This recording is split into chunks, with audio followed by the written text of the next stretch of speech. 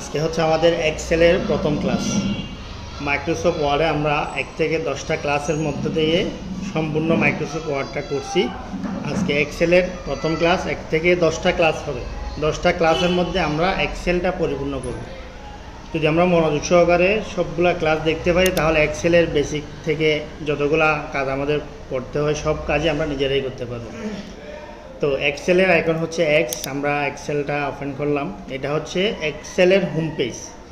এক্সেলের home পেজের মধ্যে Microsoft ওয়ার্ডের মতো সব জিনিসগুলো আছে। এই যে উপরে টাইটেল বার, এখানে মেনু, এখানে ফাইল থেকে শুরু করে সবগুলা ওয়ার্ডের মতোই আছে। বাড়তি যে অপশনগুলো দেখা যাচ্ছে সেগুলোর কাজ আমাদেরকে করতে হবে। তো প্রথমত আমরা এখানে দেখা যাচ্ছে প্রত্যেকটা রো কলামের সমন্বয়ে একটা টেবিলের মতো। যেমন এটা হচ্ছে A column, B column, C column, এভাবে প্রত্যেকটা কলামের একটা নাম আছে। সেমভাবে রোগুলোর একটা নাম আছে, 1 নাম্বার, 2 নাম্বার, 3 নাম্বার, এভাবে দেওয়া আছে। তো আমাদেরকে এখন এগুলোর উপর ভিত্তি করে যখন একটা ঘরে ক্লিক করব, এটাকে বলা হয় সেল। এই সেলে যখন ক্লিক করব আমাদেরকে বুঝতে হবে যে এটা কত নাম্বার রো এর কত নাম্বার কলাম। তো সব মিলিয়ে এখানে ডি কলামের 5 নাম্বার রো, তাহলে এটার নাম হবে যে D5।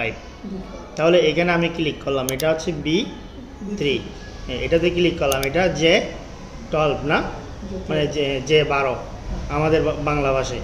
তাহলে আমরা এইভাবে যেখানেই ক্লিক করি না কেন আমাদের ওই যে উপর থেকে এবং পাশ থেকে যদি আমরা এটা হিসাব করি, এটা কিউ, এদিক থেকে হচ্ছে 25 না, Q25। তাহলে গড়ের নামগুলো আমাদের হচ্ছে মেন।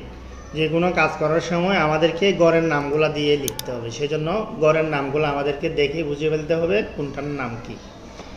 এখন আসি গড়গুলাকে বড় ছোটো করা। প্রাথমিকভাবে যখন এই গড়গুলাকে বড় ছোটো করতে হবে, উপরে যে হেডিং আছে ABCD লেখা আছে, তার মাঝামাঝি পর্যায়ে যখন আমরা মাউস পয়েন্টার নিয়ে আসবো এরকম একটা চিহ্ন আসবে, এরকম এই যে এই জায়গায় যখন আমরা মাউস পয়েন্টার নিয়ে আসবো এটাকে টেনে আমরা বড় করতে পারবো। এই যে যেমন এই জায়গায় ক্লিক করলাম, এই জায়গাতে ক্লিক করে ধরে রেখে আমরা এভাবে রো কলামগুলো বড় করতে পারবো। সেমভাবে রোগুলো বড় করতে পারবো ম্যানুয়ালি একটা একটা করে। আর সবগুলো একসাথে কীভাবে করতে হয় সেগুলো আমরা সামনে যখন ক্লাস করব ধাপে ধাপে শিখব। তো একটা এক্সেল শিট আমরা যখন ওপেন করি, এক্সেলের প্রোগ্রামটা আমাদেরকে রেডিমেড 3টা শিট দিবে। এটা হচ্ছে শিট 1, শিট 2, শিট 3। এই 3টা শিট আমাদেরকে দিয়ে দিবে। পরবর্তীতে যদি আমাদের শিটের প্রয়োজন হয় আমরা এখান থেকে নিউতে ক্লিক করে করে নতুন নতুন শিট নিতে পারবো।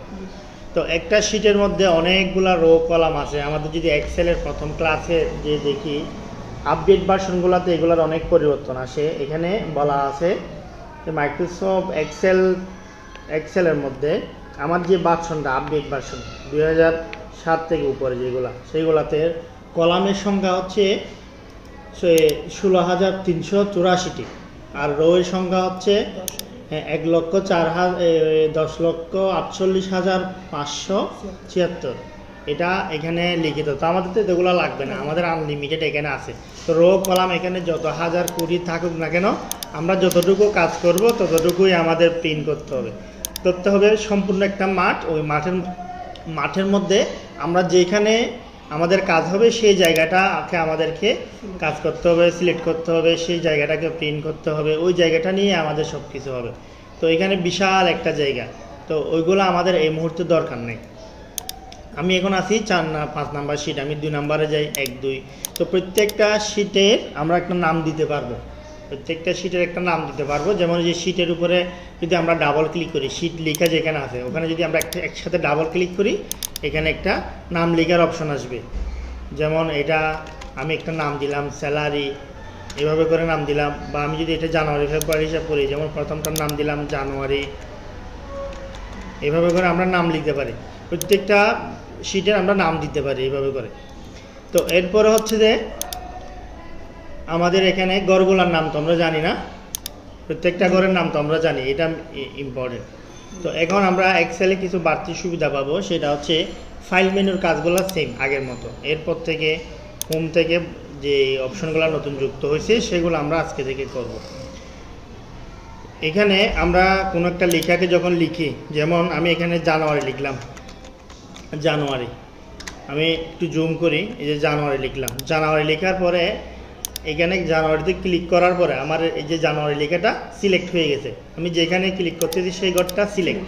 এখন যদি জানুয়ারি লেখার মধ্যে কোনো একটা ভুল হয়ে থাকে পরিবর্তন করতে যাই, আমি যদি এখানে কোনো একটা অক্ষর, যেমন আমি সবগুলা বড় এই বড় হাতের বা যে কোনো একটা অক্ষর চেঞ্জ করব, তখন আমরা যদি এখানে ক্লিক করে যদি ওই অক্ষরটা চেঞ্জ করতে যাই আগেরটা কেটে যাবে। মানে আমরা যখন ওই ঘরে সিলেক্ট করব সব কিছুই সিলেক্ট হয়ে যাবে। তো সিলেক্ট থাকা অবস্থায় যদি আমরা ক্লিক করি সব চলে যাবে। তো এটাকে আমি আনডু করতেছি, এখান থেকে আনডু। তো এটা এডিট করতে হলে আমাদেরকে ডাবল ক্লিক করতে হবে। এই ঘরের মধ্যে গিয়ে আমরা ডাবল ক্লিক করব। ডাবল ক্লিক করলে আমাদের কার্সরটা ভিতরে যাবে, এরপর আমরা যেভাবে লিখব সেভাবে এটা এডিট হবে। তাইলে যে কোনো কিছু এডিট করতে হলে আমাদেরকে কি করতে হবে? ডাবল ক্লিক করে ওইখানে ঢুকতে হবে। এরপরে আমরা যা কিছু করব, যেমন এই ঘরের ভিতরে আমরা যা কিছু লিখছি সেটা এই ফাংশন বারে দেখা যাচ্ছে, এটা হচ্ছে ফাংশন বার। এই যে এইখানে আমরা দেখব, আমরা এখানে যা কিছু করব সব কিছু এই ঘরে দেখব। আমাদের যে ঘরের নামটা সেটা এখানে লেখা উঠবে এই জায়গায়। তো কোন জায়গায় আমরা ক্লিক করতেছি সেটা আমরা এই জায়গায় এই ঘরের নামটা দেখব। তো এরপরে হচ্ছে জানুয়ারি লেখাটাকে সিলেক্ট করার পরে যখন আমরা মাউস পয়েন্টারটা ঠিক লেখার উপর নিয়ে যাব তখন দেখবো যে মোটা একটা প্লাস। এখন যদি আমরা মাউস চেপে ধরে নিচের দিকে টান দিই এভাবে সিলেক্ট হবে, মানে এরিয়াটাকে সিলেক্ট করার জন্য। আর যদি আমি ওখানে ক্লিক করে ঠিক লাইনের মাঝখান নিয়ে যাই, লাইন বরাবর আমার মাউস পয়েন্টার নিয়ে যাই, এখন কোথায় আছে? লাইন বরাবর না আমার মাউস পয়েন্টারটা। এখন যদি আমরা ধরে টান দিই কী হবে? এই যে কোডটাকে মুভ করে নিয়ে আসবো এখান থেকে, এভাবে টেনে চলে যাবে। অনেক সময় আমরা এভাবে সিলেক্ট করতে গিয়ে কি করি, এভাবে টেনে নিয়ে আসি। তো এটা নিয়ে আসার কারণ হচ্ছে আমরা যে সঠিক জায়গায় ধরতে পারি না। এই যে আমাদেরকে লাইন বরাবর ক্লিকটা গেছে, এখন মাউস পয়েন্টারটা লাইন বরাবর। আমরা যদি সিলেক্ট করতে চাই তখন ঠিক মাঝখান থেকে এভাবে ড্র্যাগ করতে হবে। আর যদি লাইন বরাবর গিয়ে টান দিই তাহলে ওই ঘরে যা আছে সেগুলো সহ এখানে মুভ হয়ে যাবে। তো এখন আসি, লাইন বরাবর না দিয়ে যদি আমরা নিচে কর্নারে এইরকম একটা ডট দেখা যাচ্ছে যে কর্নারে, এখানে যখন মাউস পয়েন্টার নিয়ে আসলাম আমার মাউস পয়েন্টারটা এখন কি দেখা যাচ্ছে? চিকন একটা প্লাস। এটা হচ্ছে মোটা প্লাস, এটা হচ্ছে চিকন প্লাস। এই দুইটা প্লাসের ব্যবধান আমাদেরকে বুঝতে হবে। যখন আমরা চিকন প্লাসের এখানে নিয়ে আসবো, এখন যদি আমরা মাউস ড্র্যাগ করি, মাউস চেপে ধরে নিচের দিকে বা পাশে টান দিই তখন অটোমেটিক্যালি ফিল হবে, অটো ফিল। অটোমেটিক্যালি পরের নামগুলো ফিল হচ্ছে যে এইভাবে। তো আমরা যেভাবে করব, যদি আমি 3 অক্ষর দিয়ে লিখতে চাই, আমি 3 অক্ষর দিয়ে লেখার পরে যখন মাউসটা ঠিক কর্নার থেকে এভাবে ড্র্যাগ করব অটো ফিল হবে। সেমভাবে সপ্তাহের নাম, দিনের নাম, সানডে, মানডে এগুলো যদি আমি লিখি, যেমন আমি 3 অক্ষর দিয়ে লিখলাম, এটাকে ধরে যখন আমরা মাউস ড্র্যাগ করব অটোমেটিক্যালি এটা ফিল হয়ে যাবে। এটা বুঝছি আমরা? তো এভাবে এখন যেগুলা সপ্তাহের নাম না, দিনের নাম না, ওগুলার ক্ষেত্রে কি হবে? ওই জিনিসটাই বারবার ফিল হবে। যেমন আমি এখানে লিখলাম বুক, এখন আমি বুক লিখলে যদি এখানে এটাকে ধরে নিচের দিকে টান দিই তাহলে কি হবে? তো বুকই আসবে, যেহেতু এটা সিরিয়ালি কোনো কিছু নাই। তো এটাও অটোমেটিক্যালি করা যায়, এটা বানানো যায়। কীভাবে বানাইতে হয় সেগুলো আমরা পরে শিখব। এখন আসি আমরা 1 2 3 1 2 3 যদি আমরা লিখি, যেমন 1 লিখে টান দিলে সবগুলা 1ই আসবে। তো আমরা যদি এক ক্লিকে যদি নিতে চাই, প্রথমে 1 এর পরের ঘরে 2, মানে এক্সেলকে বুঝাই দিতে হবে যে আমরা এখন 1 2 লিখবো। দুটাকে সিলেক্ট করলাম করে এখান থেকে আমরা মাউস ড্র্যাগ করলাম, তাহলে অটোমেটিক্যালি 1 2 3 এভাবে লিখে আসবে। যদি আমাদের প্রয়োজন হয় এই জিনিসগুলো ব্যবহার করব। সব শেষে আমাদের এই যে এখানে যা যা কাজ করি এগুলো মুছে দেওয়ার জন্য আমরা এটাকে সিলেক্ট করতে হবে। সিলেক্ট করে কিবোর্ড থেকে ব্যাক স্পেস দিলে হবে না, কিবোর্ড থেকে দিতে হবে ডিলেট। কিবোর্ড থেকে দিতে হবে ডিলেট। আমরা ব্যাক স্পেস দিলে হবে না, তখন এখান থেকে কোনো কিছু মুছতে হলে ডিলেট দিতে হবে। এখন আমরা যাব নর্মাল যোগ বিয়োগে। নর্মাল যোগ বিয়োগের শুরুতে আমাদের এখানে আমাদের ফাইলের 1 নাম্বার ক্লাসে একটা নর্মাল যোগ বিয়োগের সিম্বল দেওয়া আছে। এই সিম্বলটা আমরা দেখি। প্রথমে এখানে লেখা আছে 1500, নিচে লেখা আছে 1200, এই পাশে লেখা আছে 8960, উপরে লেখা আছে 12500। আমরা এভাবে করে টাইপগুলো করে ফেলি। 540, 16, উপরে আছে 60,000, এই পাশে আছে 10,000, এই পাশে আছে 10%। তাহলে পার্সেন্টটা শিফট ধরে লিখবো, শিফট ধরে F5 এর মধ্যে আছে। তো এখন আমাদের এই জিনিসগুলা করার জন্য নিচের ঘরটাকে সহ আমরা বর্ডার করে নিব। এখান থেকে সিলেক্ট করে এখান থেকে এই পর্যন্ত বর্ডার করে নিব। এই যে অল বর্ডার, এই বর্ডারটা এই জায়গা থেকে আমরা পাবো। যদি বর্ডার না করি আমাদের এখানে লেখাগুলোর মধ্যে বর্ডার বক্স আসবে না। এমনিতে বক্স দেখা যাচ্ছে কিন্তু প্রিন্ট করলে বক্স আসবে না। তো এগুলাকে আমি ঠিক ঘরের মাঝখানে নিব, তাহলে এখান থেকে সেন্টার। এগুলো তো আমরা আগে করছি না, ওয়ার্ডে করছি। তো এরপরে লেখা বড় করতে হলে এখান থেকে বড় করে নিব। বোল্ড করতে হলে এখান থেকে বোল্ড করে নিব। এখন আমাদের যোগ বিয়োগটা করব। এই প্রথমটা যোগ, এরপরে বিয়োগ, এরপরে গুণ, এরপরে ভাগ, এরপরে পার্সেন্টটা বাইর করব। তো যোগ করার জন্য আমাদেরকে মনে রাখতে হবে গড়ের নাম। গড়ের নাম এখানে যদি আমরা যোগ করি, প্রথমের গড়ের নাম হচ্ছে A1 না, প্রথমের নাম গড়ের নাম হচ্ছে কি A1। তো এখানে যোগ বা বিয়োগ যেটাই করি না কেন আমাদেরকে প্রথমে ইকুয়াল দিতে হবে। এই ইকুয়ালটা দিয়ে কাজ শুরু করতে হবে, ঠিক আছে? ইকুয়াল দেওয়ার পরে এখন আমি লিখব, যেহেতু দুইটা সংখ্যা যোগ করতেছি, দুইটা সংখ্যা, তাহলে প্রথমের গড়ের নাম হচ্ছে কি A1। তাহলে আমরা এখানে A1 এ ক্লিক করলেও A1 লেখাটা উঠে যাবে। ইকুয়াল দেওয়ার পরে আমি যেখানে ক্লিক করি সেখানে নামটা উঠে যাচ্ছে না, তাহলে যেখানে সেখানে ক্লিক করা যাবে না। যদি ক্লিক করতে হয় সঠিক গড়ে করতে হবে, যে সঠিক গড়ে করলাম। এরপরে প্লাস, এখন দিব আমরা A2।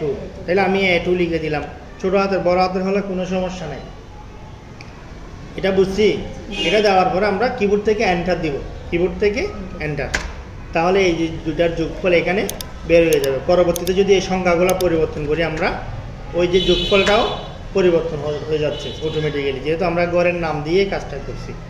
এখন বিয়োগ করব, তাহলে আমরা প্রথমে ইকুয়াল দিলাম, এরপরে প্রথমের গড়ের নাম হচ্ছে কি B1, আমরা হাতে লিখে দিলাম, এরপরে মাইনাস B2 এন্টার দিলাম, তাহলে বিয়োগফলটা চলে আসছে। তাহলে এটা গুণ করব, ইকুয়াল দিলাম, ইকুয়াল দিয়ে আমি C1 ইন্টু মানে হচ্ছে স্টার, স্টারটা হচ্ছে ইন্টু, হ্যাঁ কিবোর্ড থেকে স্টার, এটা হচ্ছে ইন্টু এক্সেলের পাশে মানে গুণ চিহ্ন C2, তাহলে C2 লিখে দিলাম, C1 ইন্টু C2 এন্টার, তাহলে যে গুণফলটা চলে আসছে। এখানে যদি আমরা সংখ্যার পরিবর্তন করি এই যে রেজাল্টটাও পরিবর্তন হয়ে যাবে।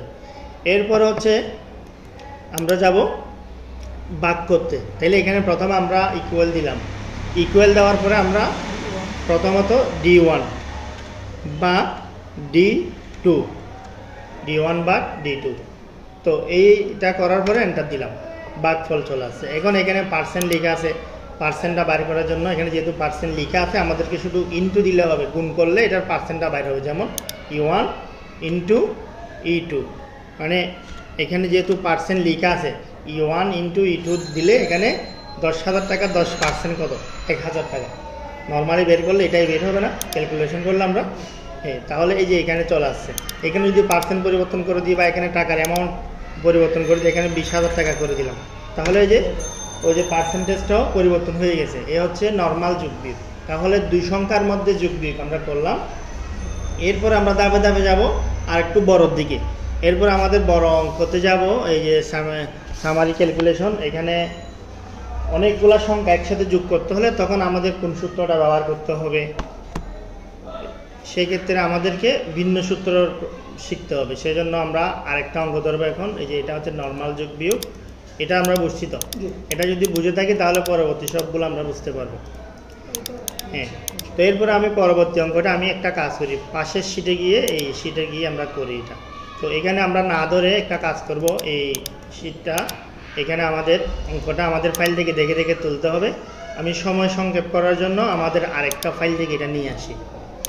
এখান থেকে আমি পাসওয়ার্ড দিয়ে সেভ করছিলাম এই ফাইলের মধ্যে, নর্মাল যোগ বিয়োগ। এই যে এটা, এই জিনিসটা আমাদেরকে ধরতে হবে। এটা ধরতে পারবো তো, এটাকে ধরে এইভাবে আমরা সাজাবো, এটাকে বর্ডার করবো। এখান থেকে বর্ডার করে নিব। বর্ডার করার পরে এটাকে একটু বড় করতে চাইলে বড় করে নিব।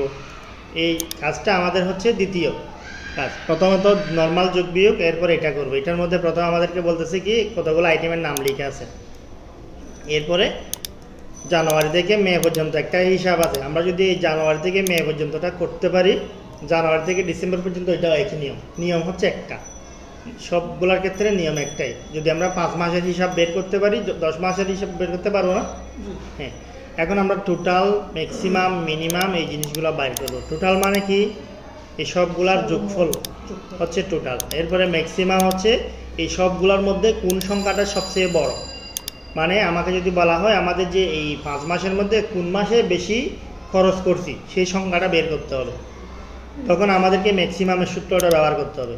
এরপরে মিনিমামের ক্ষেত্রে আমরা কি করব, এইখান থেকে ওই যে মিনিমামের সূত্রটা ব্যবহার করবো। একটু ফ্যানটা দিয়ে দাও, ম্যাক্সিমাম, মিনিমাম, এরপরে হচ্ছে অ্যাভারেজ। অ্যাভারেজে এসে আমরা কি করব, এই যে অ্যাভারেজের একটা সূত্র আছে, মানে আমাদেরকে প্রতি মাসে গড়ে কত খরচ করতে হয় সেই জিনিসটাকে বলা হয় এভারেজ। গড় আমরা বুঝি, গড় মানে কি অনেকগুলা সংখ্যা যোগ করে এটাকে যত সংখ্যা তত দিয়ে ভাগ করাকে গড় না? হ্যাঁ, গড়। আমরা সাধারণত গড়ের অঙ্ক করছি না, যে 5 জন ছাত্রের গড়ের অঙ্ক এভাবে করছিলাম না অনেকগুলা। হ্যাঁ, গড় হচ্ছে এই যে এটাকে বলা হয় এভারেজ। তো আমরা প্রথম থেকে করি, প্রথমের টোটাল। আমরা প্রথমে যোগ বিয়োগ শিখছিলাম যে গড়ের নামগুলা দিয়ে। তো আমরা প্রথমে যদি একটা যোগ বিয়োগ করতে হয় প্রথমে কি দিয়েছিলাম? ইকুয়াল দেওয়ার পরে আমরা কি করছিলাম? ও গড়ের নামগুলা। তো এখানে যেহেতু অনেকগুলা গড় যখন একসাথে যোগ করব তখন আমরা একটা একটা করে গড়ের নামগুলা দিব না, একটা একটা করে গড়ের নামগুলা দিলেও হয়ে যাবে, অঙ্কটা হয়ে যাবে। এখন যদি 100টা সংখ্যা যোগ করতে বলে তখন তো আমরা এভাবে দিলে হবে না। যেমন আমি এই যে এখানে এই গড়গুলোর নাম, যেমন এটার নাম হচ্ছে কি B2 যোগ C2 যোগ D2 যোগ, এরপর হচ্ছে E2 যোগ, এই গড়ের নামটা হচ্ছে F2, হাতে লিখে দিই, লেখার জায়গাটা নাই। এরপর এন্টার দিলে যোগফলটা চলে আসতেছে। কিন্তু আমরা এভাবে করব না, যোগের একটা সূত্র আছে, সেটা হচ্ছে সামের সূত্র, সাম। তো আমরা SUM ইকুয়াল দিয়ে সাম লিখবো, সাম লিখে একটা ব্র্যাকেট দিতে হবে, শিফট ধরে ব্র্যাকেটটা দিব। ব্র্যাকেটের ভিতরে আমাদেরকে লিখতে হবে যতগুলা সংখ্যাকে যোগ করতে হবে সেগুলার প্রথমের গড়ের নাম এবং শেষের গড়ের নাম। তাহলে এখানে প্রথমের গড়ের নামটা কি? B2, তাহলে আমরা B2 লিখে দিলাম। এরপরে মাঝখানে দিতে হবে অনুপাত, বা এটাকে আমাদের ভাষায় বলি ইস্টু, মানে সমান আর কি। হ্যাঁ, ইস্টু দিব, শিফট ধরে এই যে সেমিকোলনের উপরে ইস্টু, ঠিক আছে, শিফট ধরে দিতে হবে এটা। এরপরে F2, লাস্টের সংখ্যার নাম F2 না, মে পর্যন্ত হলে F2 লিখে দিলাম। এখন আমরা ব্র্যাকেট ক্লোজ করলাম, করে আমরা এন্টার দিলাম। এখন দেখা যাচ্ছে যে এটার যোগফলটা চলে আসছে, এই যে আগে যা আসছিল সেম যোগফলটা আসছে। এখন এই যে বুক বাবদ যে আইটেমটা আছে এটার যোগফল আমরা বের করলাম। এখন একই নিয়মে যদি বাকিগুলো বের করতে হয় আমরা কি করব? শর্টকাটভাবে এটাকে ক্লিক করে ঠিক কর্নারে চলে আসবো, অটো ফিল করে নিব, অটোমেটিক্যালি এটা হয়ে যাবে। এটা বুঝছি, অটোমেটিক্যালি আমরা যদি এই ঘরে ক্লিক করি আমাদের এইখানে দেখা যাবে এখানে কোন সূত্র ব্যবহার করছে। যেমন এখানে এই ঘরের নিয়ম অনুযায়ী সূত্র ব্যবহার করছে, এটা হচ্ছে 7 নাম্বার রো না, তাহলে এখানে লিখছে কি B7:F7, B7:F7। আমি এন্টার দিয়ে ওখান থেকে বাইরে হয়ে যাই, এটাতে ক্লিক করলাম, এখানেও দেখা যাচ্ছে সেম, এটা হচ্ছে 4 নাম্বার রো, তাহলে এখানেও ইকুয়াল সাম B4:F4। অটোমেটিক্যালি হয়ে গেছে না, এগুলা সবগুলা যোগফল বের হয়ে গেছে। এখন আমাদেরকে বড় সংখ্যাটা বের করতে হবে। বড় সংখ্যাটা যদি আমরা এখানে যদিও বা 5টা সংখ্যা থেকে বড় সংখ্যাটা আমরা দেখতেছি, কিন্তু 100টা সংখ্যা থেকে যদি বড় সংখ্যাটা বের করতে হয় তখন আমরা এই সূত্রটা ব্যবহার করব, ইকুয়াল বড় সংখ্যার প্রথম 3 অক্ষর হচ্ছে ম্যাক্সিমামের MAX, ঠিক আছে, ম্যাক্স। এরপরে ব্র্যাকেট দিব, তাহলে প্রথমের গড়, এরপরে ইস্টু দিব, শিফট ধরে ইস্টু, এখানে অটোমেটিক আরেকটা উঠে গেছে, আমরা যখন এটাতে ক্লিক করবো এটা চলে যাবে B2:F2 দিয়ে ব্র্যাকেটটা ক্লোজ করতে হবে, দিয়ে এন্টার দিব। F2 দিলে দিয়ে নেই, F3 দিলে ভুল হবে, যে এখানে 3 হয়ে গেছে না, হ্যাঁ 3 দিলে ভুল হবে। এখানে যদি আমরা পরিবর্তন করতে চাই এই জায়গায় যাব, এই যে এখানে F3 পড়ে গেছে, পরের ঘরের নাম আমরা দিব কি F2 দিতে হবে, এখানে F2, এই যে এখন শুদ্ধ হয়ে গেছে। যে বড় সংখ্যা হচ্ছে 9920 হয়ে গেছে না, তাহলে এই বিষয়গুলো আমাদেরকে খেয়াল রাখতে হবে করার সময়। এখন আমরা বাকি সবগুলো আইটেমের বড় সংখ্যাটা বের করে নিলাম, টোটাল ম্যাক্সিমাম এগুলার সূত্র সবাই ইস্টু। হ্যাঁ হ্যাঁ, ইস্টু মানে অনেকগুলা সংখ্যা একসাথে যখন আমরা যোগ করব বা ওখান থেকে বড় সংখ্যা বাইর করব তখন এই ইস্টুটা ব্যবহার করতে হবে। এরপরে বাকিগুলো আমরা বের করে ফেলছি না, এই যে অন্য অন্য আইটেমের যে বড় সংখ্যাগুলো বের করে নিলাম। এখন আমরা যাব পরবর্তী অপশনে, মিনিমাম মানে ছোট সংখ্যা। তাইলে এই 5টা সংখ্যার মধ্যে ছোট সংখ্যা কোনটা সেটা সূত্রের মাধ্যমে আমরা এখানে বের করে নিব, MIN, মিন, এটা লিখে ব্র্যাকেট দিব, ব্র্যাকেট দিয়ে প্রথমের ঘর ইস্টু দিব শিফট ধরে, এরপরে শেষের ঘরের নাম F2 মানে মে পর্যন্ত, B2:F2 মানে এই ঘরটার উপর করতেছি, বাকিগুলো অটোমেটিক্যালি এইটার উপর ভিত্তি করে অটো করে ফেলতেছি। দেখুন এইগুলো, যেমন এই ঘরের মধ্যে ছোটো সংখ্যা হচ্ছে এটা, এই যে 1000 টাকা, এটা আমরা যদি এখানে কোনো পরিবর্তন করি সেটা এখানে অটোমেটিক পরিবর্তন হয়ে যাবে, বুঝতেছি এটা? হ্যাঁ, এখন হচ্ছে অ্যাভারেজ মানে গড়ে, আমরা গড়ে এটা বের করবো। তাইলে আমরা অ্যাভারেজটা পুরা লিখতে হবে, AVERAGE, এখান থেকে আমরা এই যে পাশে এভারেজ লেখাটা উঠে গেছে না, চাইলে এখান থেকে আমরা ট্যাপ দিলে, কিবোর্ড থেকে ট্যাপ দিলে অটোমেটিক উঠে যাবে। আমরা যখন একটু করে লিখি এরপরে বাকি অংশটা ট্যাপ দিলে উঠে যায়, কিবোর্ড থেকে ট্যাপ দিলে। এখন আমরা অ্যাভারেজ বাইর করবো কীভাবে?